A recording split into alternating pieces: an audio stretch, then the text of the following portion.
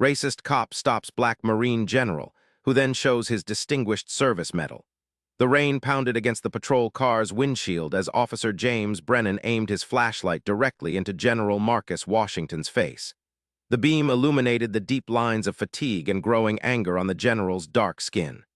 "I said, step out of the vehicle, sir," Officer Brennan repeated, his hand hovering near his holster. His voice carried that special emphasis on "sir" that made the word sound like anything but respect. General Washington remained seated, his military discipline evident in his rigid posture. "Officer, I've shown you my license and registration. I've explained I'm on my way to address Congress tomorrow morning. What exactly is the problem here?" Lightning flashed, briefly illuminating the rural Virginia roadside where they were stopped. In that flash, the gold oak leaves on Washington's uniform collar gleamed, but the officer seemed not to notice or not to care. "The problem," Officer Brennan said, leaning closer to the window, "is that this vehicle matches a description and I need you to comply with my instructions. Now." The general's hand moved slowly toward the inner pocket of his uniform jacket. Officer Brennan immediately drew his weapon. "Hands where I can see them," he shouted. General Washington froze, his eyes never leaving the officer's. "I'm reaching for my military ID, officer." 3 other patrol cars suddenly appeared, their lights cutting through the stormy night, surrounding the general's car. As doors opened and officers approached with hands on their weapons, the situation was seconds from disaster. But let's go back to how this all started. It was just 12 hours earlier when General Marcus Washington woke in his home in suburban Maryland, preparing for what should have been one of the proudest days of his distinguished career. The morning sun filtered through the blinds of Marcus Washington's bedroom as his alarm sounded at precisely 5:00 a.m. 30 years in the Marine Corps had made early rising second nature, even on a day when he could have justified sleeping in. He silenced the alarm and swung his feet to the floor, feeling the familiar stiffness in his right knee, a souvenir from Desert Storm that the doctors had done their best with. At 62, Marcus carried himself with the same disciplined posture he'd maintained since Paris Island 4 decades ago. His close-cropped hair had gone completely silver, contrasting with his dark brown skin, and his broad shoulders still filled out his t-shirt impressively despite the inevitable softening that came with age and desk assignments. As he made his bed with military precision hospital corners just as sharp as they'd been in his days as a recruit, he glanced at the garment bag hanging on his closet door. Inside was his dress uniform, meticulously prepared for tomorrow's congressional testimony. The gleaming medals and ribbons represented a lifetime of service to a country that, as his father had often reminded him, hadn't always served him back. Marcus walked to the kitchen and started the coffee maker, a fancy digital thing his daughter Aisha had given him last Christmas. "Dad, you need to join us in the 21st century, she'd teased. He smiled at the memory as he waited for the machine to work its magic, gazing out at his modest but well-maintained lawn. The phone rang, and Marcus answered immediately when he saw his daughter's name on the caller ID. "You're up early," he said by way of greeting. "Says the man who thinks 5 a.m. is sleeping in," Aisha laughed. At 34, she had her father's determination and her mother's laugh. "Just wanted to wish you good luck for tomorrow, though I know you don't need it." "Thanks, sweetheart. How's Michael and the kids?" "They're good. Jaden made the honor roll again, and Zoe has decided she wants to be a Marine, just like Grandpa," Marcus chuckled. "Well, she's got time to reconsider. She's what, 7 now?" "8, Dad, and she's stubborn like you, so I wouldn't count her out." They chatted for a few more minutes before Aisha had to go get the kids ready for school. After hanging up, Marcus poured his coffee and settled at the kitchen table with the morning paper. He still preferred print to digital, despite Aisha's ongoing campaign to modernize him. The headline caught his eye: "Marine General to testify on military integration policies." Below was a photo of Marcus in uniform from a ceremony last year. The article outlined how his testimony was expected to address ongoing challenges and successes in diversity initiatives within the armed forces. Marcus sipped his coffee, thinking about what he would say tomorrow. As one of the highest-ranking African-American officers in the Marine Corps, he knew his words carried weight. His journey from a working-class neighborhood in Baltimore to becoming a 3-star general was not just a personal achievement but symbolized progress itself. His phone buzzed with a text message from Colonel James Chen, his chief of staff. "Car will pick you up at 600 tomorrow. All arrangements confirmed." "Call me if you need anything, sir." Marcus texted back a simple "thank you" and finished his coffee. He had a full day ahead, a meeting with his speechwriter to finalize tomorrow's remarks, lunch with an old war buddy passing through town, and then dinner with his younger brother Calvin, who had driven up from Richmond for the occasion.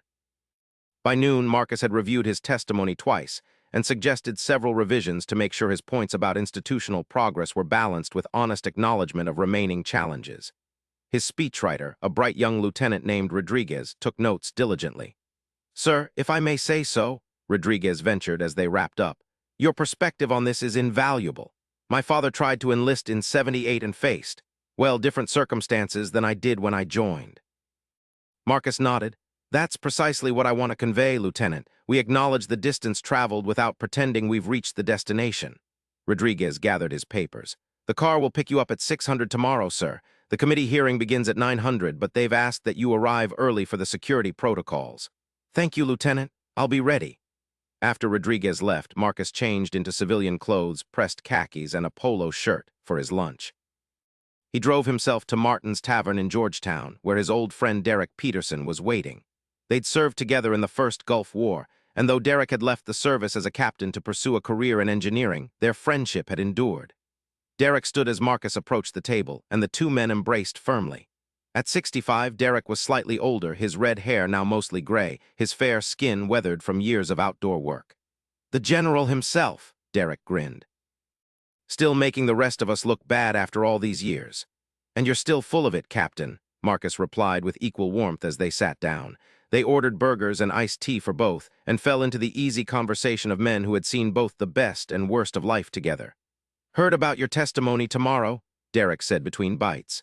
"Giving them the unvarnished truth, I hope?" Marcus wiped his mouth with a napkin. "As unvarnished as a 3-star can manage without getting busted down to lieutenant," Derek laughed. "Remember Sergeant Major Williams? Now there was a man who could tell the unvarnished truth. How could I forget?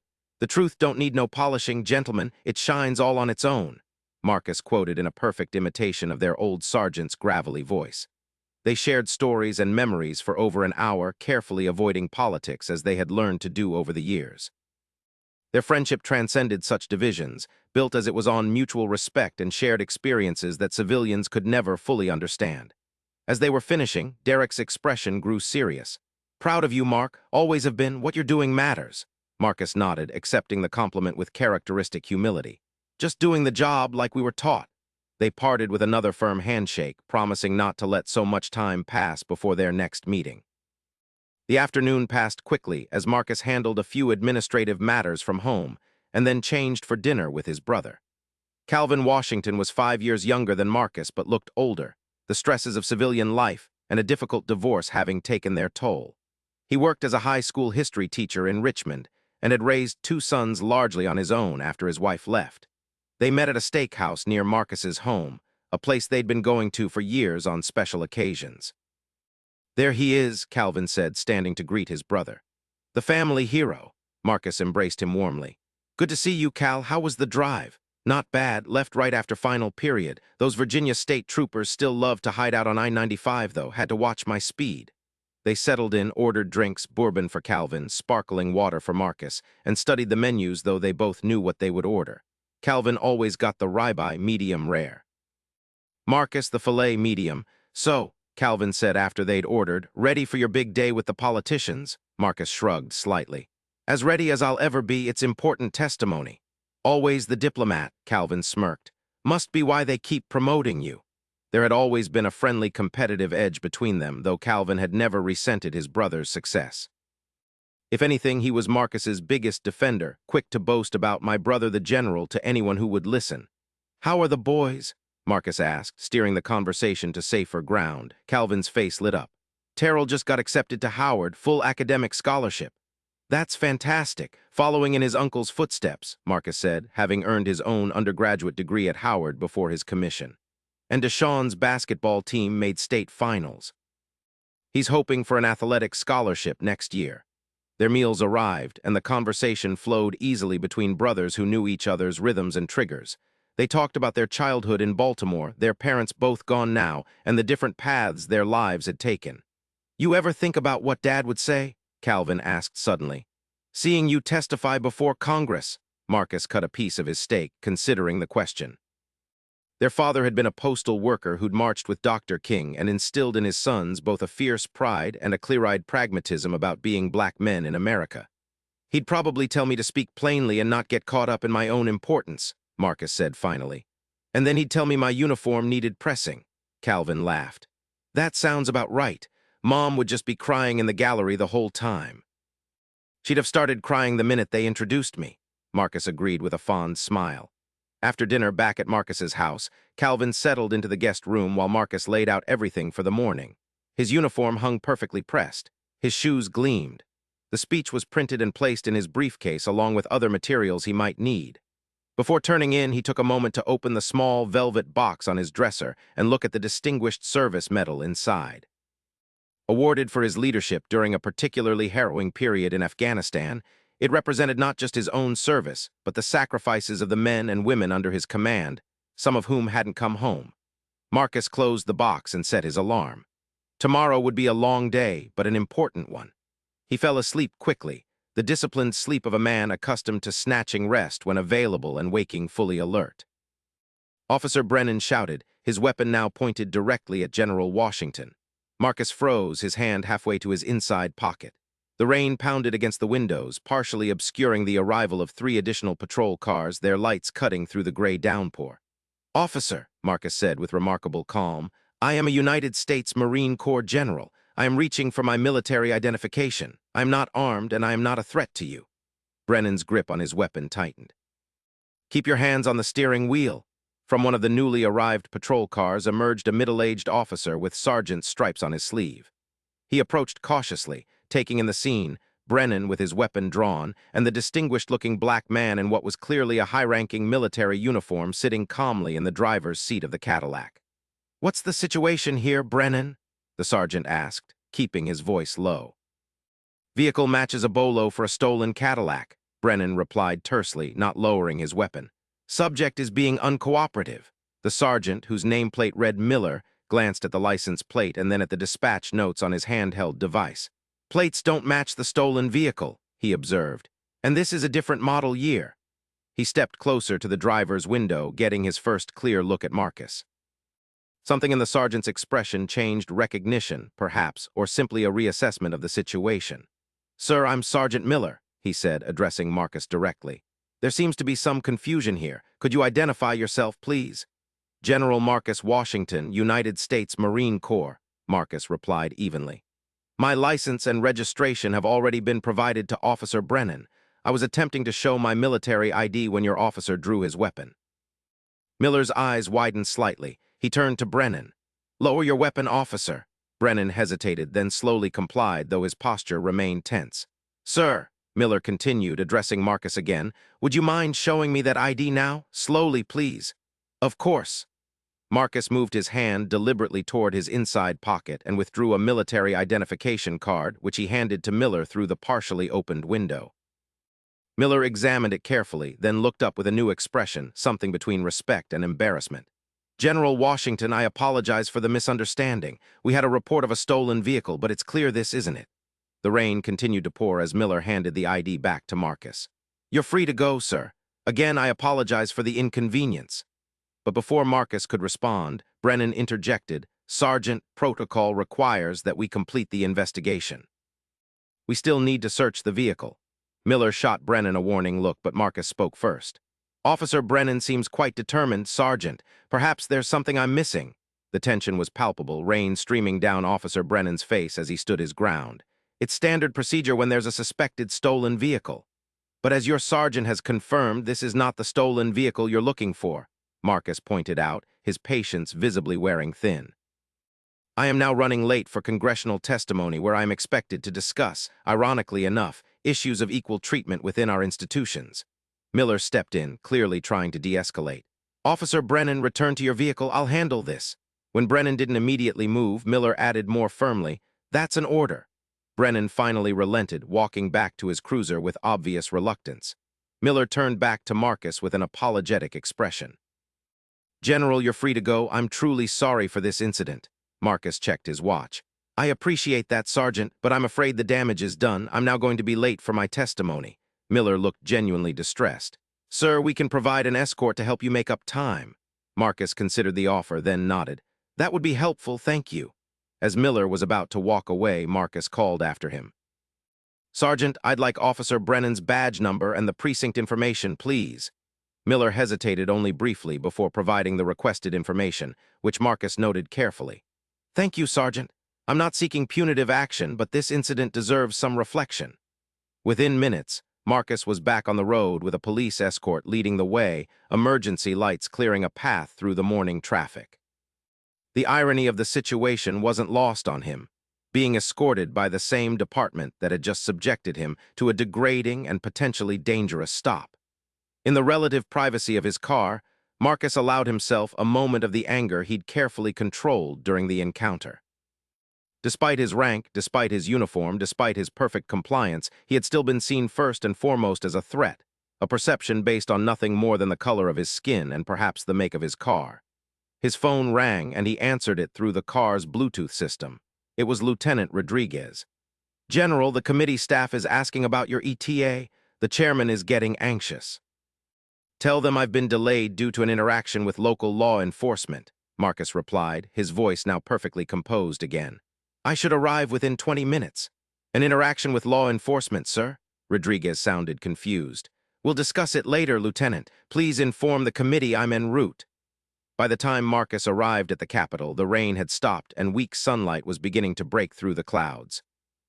The police escort departed at the security checkpoint, and Marcus was swiftly ushered through the protocols with the deference his rank typically commanded. Lieutenant Rodriguez was waiting just inside, looking worried. Sir, they've already started the hearing, but they've moved another witness ahead of you. Thank you, Lieutenant. Let's proceed directly to the committee room. As they walked briskly through the marble corridors, Marcus maintained his military bearing, but his mind was working rapidly. The testimony he had prepared suddenly seemed incomplete. The abstract statistics and policy recommendations he had planned to discuss had just been made painfully concrete by his own experience. They reached the committee room, where a Defense Department civilian was finishing her testimony. The chairman, Senator Robert Mitchell, a veteran himself, noticed Marcus's arrival and nodded in acknowledgement. When the civilian concluded, Senator Mitchell announced, "The committee now calls General Marcus Washington, United States Marine Corps." Marcus approached the witness table, was sworn in, and took his seat. The room was filled with senators, staffers, media, and spectators, all waiting to hear his insights on military integration policies. General Washington, Senator Mitchell began, we appreciate your patience. I understand there was some delay in your arrival. Marcus leaned slightly toward the microphone. Yes, Mr. Chairman, I was detained by local law enforcement in what appears to have been a case of mistaken identity. A murmur ran through the room. Senator Mitchell raised an eyebrow but continued with the standard opening questions about Marcus's background and qualifications. As the questioning proceeded to the substantive issues, Marcus found himself speaking with a new urgency and authenticity. The prepared remarks were still there, the statistics on promotion rates, the recommendations for improved training and accountability, but now they were infused with the immediate reality of his morning's experience. General, asked Senator Diana Chen, in your written testimony you state that progress has been made but challenges remain. Could you elaborate on those challenges? Marcus took a deep breath. Senator, if you'll permit me, I'd like to illustrate with a personal experience that occurred just this morning. He recounted the traffic stop clearly and factually, without embellishment but without omitting the critical details. The drawn weapon, the disregard for his identification, the presumption of guilt despite evidence to the contrary. This occurred while I was in uniform, with valid identification, and with no actual resemblance to the suspect description beyond driving a car of the same general make, Marcus concluded. If this can happen to a three-star general on his way to testify before Congress, imagine what happens daily to young service members of color when they're off base, out of uniform, perhaps driving in communities where they're seen as outsiders. The room had gone completely silent. Several senators were taking notes, while others simply stared, processing what they had heard. General, Senator Mitchell said finally, that's a powerful illustration. What do you believe it demonstrates about our current state of affairs? It demonstrates, sir, that policies on paper are necessary but insufficient. Culture change requires more than directives. It requires leadership, accountability, and a willingness to confront uncomfortable truths, both within our military and in the society it serves and reflects. The questioning continued for another hour, delving into specific recommendations and experiences. Throughout, Marcus maintained his professional demeanor, neither downplaying the challenges nor exploiting them for dramatic effect. He was, as always, measured and thoughtful, but with a new edge of urgency that came from having his abstract concerns made painfully concrete just hours earlier. When the hearing concluded, several senators approached to speak with him privately, expressing concern about his experience and interest in his insights. Media representatives clamored for comments, which Marcus politely declined, stating only that his testimony spoke for itself. Lieutenant Rodriguez appeared at his side. "Sir, there's someone who's been waiting to speak with you, a Sergeant Miller from the county police department." Marcus was surprised but nodded. "Where is he?" "In the anteroom, sir. He's been waiting since shortly after you began your testimony." Marcus found Miller standing awkwardly in the small waiting area, now in a dress uniform rather than his patrol gear. The sergeant straightened when Marcus entered. "General Washington, thank you for seeing me. I wanted to personally apologize again for this morning's incident." Marcus studied the man, perhaps 10 years his junior, with the weathered look of someone who had seen both the best and worst of human behavior in his line of work. "I appreciate that, Sergeant Miller, but I suspect there's more to your visit than another apology." Miller nodded, looking uncomfortable. "Yes, sir. I heard parts of your testimony. The committee room has monitors in the hallway." He hesitated, then continued. "What you said about policies versus culture change, it resonated with me. We have all the right policies in our department, all the proper training, and yet this morning still happened," Marcus finished for him. "Yes, sir, I've known Officer Brennan for 8 years. He's not—" Miller stopped, reconsidering his words. "I've never seen him act with explicit bias before, but what happened this morning was wrong. No question about it." "What do you intend to do about it, Sergeant?" Marcus asked directly. Miller met his gaze squarely. "I've already filed a formal report. Officer Brennan has been placed on administrative duty pending review, but more importantly, I'd like your permission to use this incident, anonymously if you prefer, in our department training." Marcus considered this request. "Not anonymously, Sergeant. If we're going to address these issues, we need to be willing to discuss them openly. Use my name, use the details, let it serve as a case study." Relief and respect mingled in Miller's expression. "Thank you, sir. That's more than generous given the circumstances." "It's not generosity, Sergeant, it's pragmatism. These incidents will continue until we confront them directly, not as abstract problems, but as real situations involving real people." Their conversation was interrupted by Lieutenant Rodriguez clearing his throat discreetly. "Excuse me, General. Your brother is on the phone. He says it's urgent." Marcus excused himself and took the call in a quiet corner. "Calvin, what's wrong?" "Nothing's wrong," his brother's voice came through clearly. "But you're all over the news, big brother. Your testimony is trending online. People are calling you a hero for speaking up." Marcus frowned. "That wasn't my intention." "Maybe not, but it's happening. There's already calls for investigations into the department that stopped you." "They're handling it internally," Marcus said. "I just spoke with the sergeant who was there." "And you trust that?" Calvin sounded skeptical. "I think he's sincere," Marcus replied after a moment's consideration. "But trust requires verification. We'll see what actions follow." After finishing the call, Marcus returned to find Miller still waiting, now joined by a middle-aged white man in an expensive suit who introduced himself as Chief William Harrison of the county police. "General Washington," the chief said, extending his hand. "I wanted to personally apologize for this morning's incident and assure you that we're taking it very seriously." Marcus shook the offered hand firmly. "I appreciate that, Chief Harrison. Sergeant Miller and I were just discussing how this incident might serve a constructive purpose." "Yes, he informed me of that conversation," Harrison nodded. "I want to assure you that we're committed to addressing not just this specific incident, but the underlying issues it represents." The chief's words were perfectly appropriate, but Marcus had heard similar assurances many times before. What mattered now was what would follow.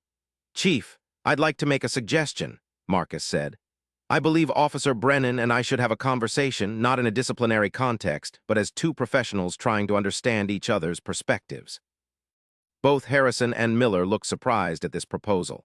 "That's an unusual request, General," the chief said carefully. "Unusual times call for unusual measures, Chief. I'm not interested in punitive action. I'm interested in transformation, the kind that only happens through direct engagement." After some discussion of logistics and protocols, it was agreed that such a meeting would be arranged.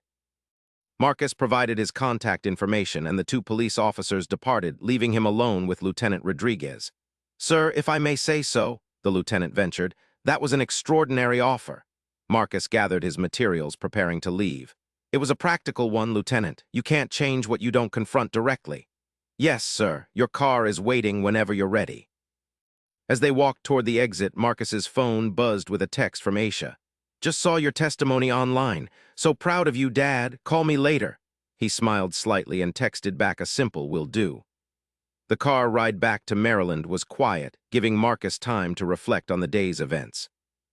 What had begun as a straightforward congressional appearance had become something much more significant, a moment when his personal experience and professional testimony had converged to illuminate truths that statistics alone could never convey.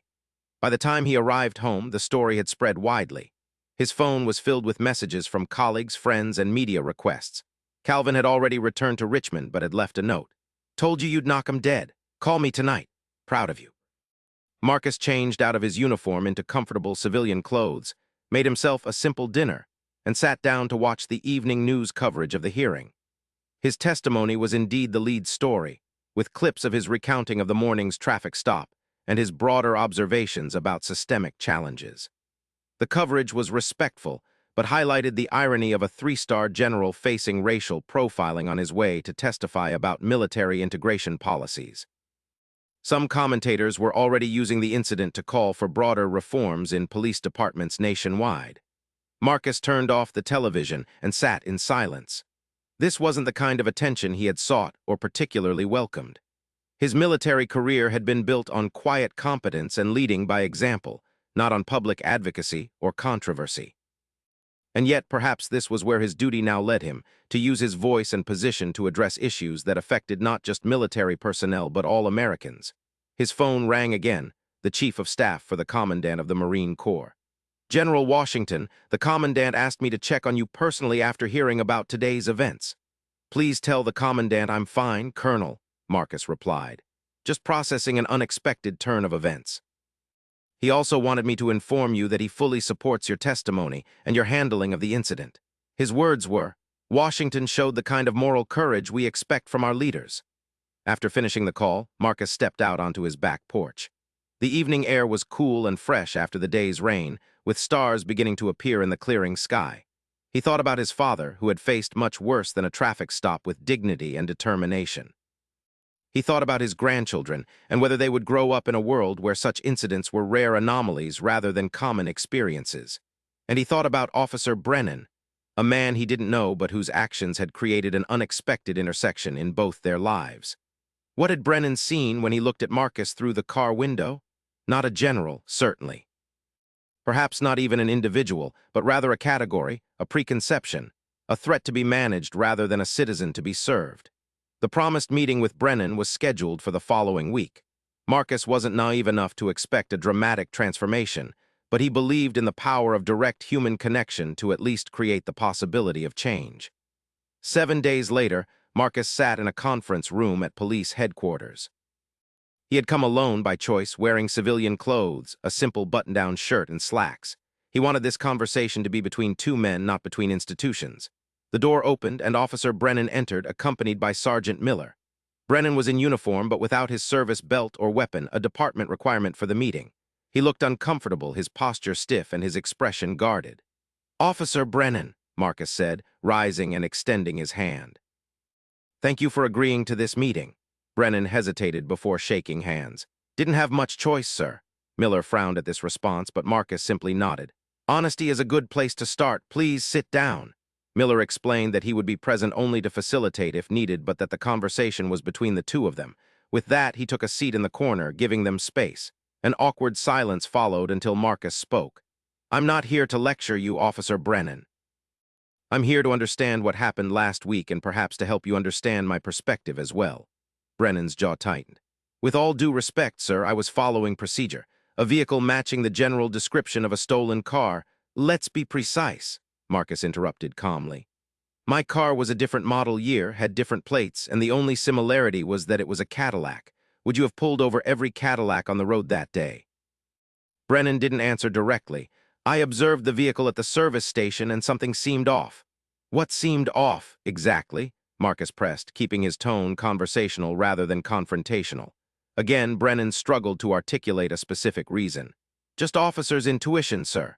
Marcus leaned forward slightly. Officer Brennan, I've commanded thousands of Marines over my career. One thing I've learned is that what we call intuition is often a collection of assumptions and biases that we haven't examined consciously. I'm asking you to examine yours now. Brennan's face flushed. Are you calling me racist, General? I'm asking you to consider what factors influenced your perception that something was off about seeing a black man in a Cadillac. The directness of the question seemed to catch Brennan off guard. He glanced at Miller, who remained impassive, then back at Marcus. I've served this community for 14 years, Brennan said defensively. I've risked my life for people of all races.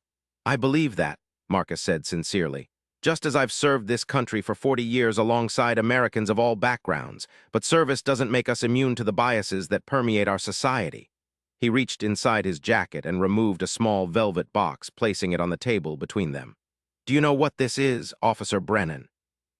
Brennan looked at the box but didn't touch it. No, sir. Open it, Marcus invited. Brennan hesitantly opened the box to reveal the Distinguished Service Medal inside a bronze medallion suspended from a red, white, and blue ribbon. This was awarded for actions in Afghanistan, Marcus explained. But that's not why I brought it today. I brought it because on the day you stopped me, I was reaching for my military ID when you drew your weapon. Had I been reaching for this instead to show you who I was, how might that scenario have ended? The question hung in the air, its implications unmistakable. Brennan stared at the medal, his expression now troubled. I don't know, sir, he admitted finally. Neither do I, Marcus said quietly. And that uncertainty, that knowledge that a simple misunderstanding could escalate to tragedy in seconds, is something that people who look like me live with every day, regardless of our rank or accomplishments. Brennan closed the box carefully and slid it back across the table. When he spoke again, his voice had lost some of its defensiveness. I have a question, if I may, sir. Of course. Why did you want this meeting? You could have just filed a complaint, had me disciplined. Why this? It was a fair question, and Marcus took a moment to consider his answer. Because punishment without understanding changes nothing, Officer Brennan. It might modify behavior temporarily, but it doesn't transform perspectives. And because I believe most people, including you, are capable of growth when given the opportunity for genuine reflection. Brennan looked down at his hands. My father was a cop. His father, too. They taught me to trust my instincts, to be vigilant, to never let my guard down because that's how officers get killed. My father was a postal worker who marched with Dr. King, Marcus replied. He taught me to be twice as good, twice as careful, and to never give anyone a reason to see me as a threat, because that's how black men get killed. Something shifted in Brennan's expression, a glimmer of recognition, perhaps, or the beginning of understanding. The world both our fathers knew is changing, Officer Brennan. The question is whether we change with it or resist it. I've found that growth, while often uncomfortable, is ultimately less painful than rigidity. Their conversation continued for nearly 2 hours, moving from the specific incident to broader experiences and perspectives. There were moments of tension and disagreement, but also moments of unexpected connection, discovering they had both served in Iraq, though in different capacities and at different times. Learning they had children of similar ages, sharing concerns about the divisions in the country they both had sworn to protect. By the end, no dramatic transformation had occurred. Marcus hadn't expected one, but a door had been opened. Brennan's defensive posture had relaxed, and he seemed genuinely engaged in the conversation rather than merely enduring it. As they prepared to leave, Brennan asked one final question. What happens now, sir? Now we both go back to our lives, Marcus replied, hopefully with a bit more understanding than we had before. What happens beyond that is largely up to you, Officer Brennan. They shook hands again, more genuinely this time, and parted ways. Miller walked Marcus to his car. Thank you for doing this, General, the sergeant said. It means a lot not just for Brennan, but for the department. Has there been fallout from the incident? Marcus asked. Miller nodded. Some. The media attention has put pressure on the department, but more importantly, it started conversations that were overdue. That's a start, Marcus observed. But conversations must lead to actions to have meaning. Agreed, sir. If I may ask, what will you do now? This has put you in the spotlight in a way I suspect you didn't anticipate. Marcus smiled slightly. Continue serving, Sergeant Miller, just in a broader context than before. In the months that followed, the incident became a case study not just for that police department, but for military leadership training as well. Marcus found himself increasingly called upon to speak about issues of race and leadership, a role he accepted with characteristic thoughtfulness and integrity. The relationship with Officer Brennan evolved in unexpected ways. At Marcus's suggestion, Brennan was invited to speak to a group of young officers at the Naval Academy about law enforcement perspectives and the importance of self-awareness. The session was challenging but productive, with Brennan showing a growing capacity for reflection and nuance. 6 months later, Marcus received a letter from Brennan. "General Washington, I wanted to update you on some changes in my life since our meeting. I've been working with Sergeant Miller on a community engagement initiative, meeting regularly with community leaders and residents in neighborhoods that have historically had tense relationships with law enforcement. It's been uncomfortable at times, but also enlightening. Last week, I was called to a traffic accident where a young black man had been injured. As I approached his car, I saw the fear in his eyes, the same fear I now recognize was present in yours, though you controlled it better. For the first time, I truly understood the weight of the uniform I wear and how it's perceived by those who have had negative experiences with it. I handled the situation differently than I might have before, with more awareness, more empathy. It made a difference, I think, for both of us. This isn't about seeking approval or forgiveness. It's simply to acknowledge that our conversation started a process of reflection that continues to this day. For that, I am grateful."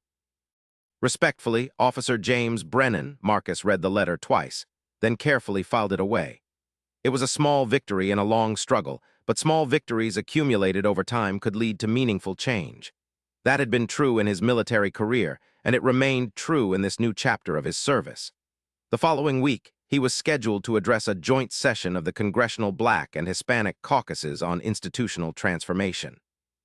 As he prepared his remarks, he thought about all the threads that had brought him to this moment: his father's example, his decades of military service, and an unexpected traffic stop on a rainy morning. He would speak, as always, with clarity and conviction about the work still to be done. But he would also speak about the possibility of change, about the human capacity for growth, and about the power of direct engagement across the divides that too often separated Americans from one another. And he would carry with him, as he had throughout his career, the Distinguished Service Medal that had become not just a symbol of past courage, but a reminder of present purpose to serve not just in uniform, but in the continuing effort to help America live up to its highest ideals. In the audience that day would be Sergeant Miller and, somewhat surprisingly, Officer Brennan, both there at Marcus's invitation. Their presence represented no neat resolution to the complex issues at hand, but rather a commitment to the ongoing work of understanding and transformation. It was work that would continue long after Marcus's speech ended, long after the media attention faded, long after his own career concluded. But it was necessary work, as necessary to the nation's future as any battle he had helped wage or any strategy he had helped implement. As General Marcus Washington rose to address the assembled legislators, he carried with him not just his prepared remarks, but the weight and wisdom of his experiences, all of them, from the proudest achievements to the most challenging moments. Together, they had shaped him into the leader he had become, and together they would shape the legacy he would leave behind. Thank you for listening. If this story touched you, please subscribe and share your thoughts in the comments.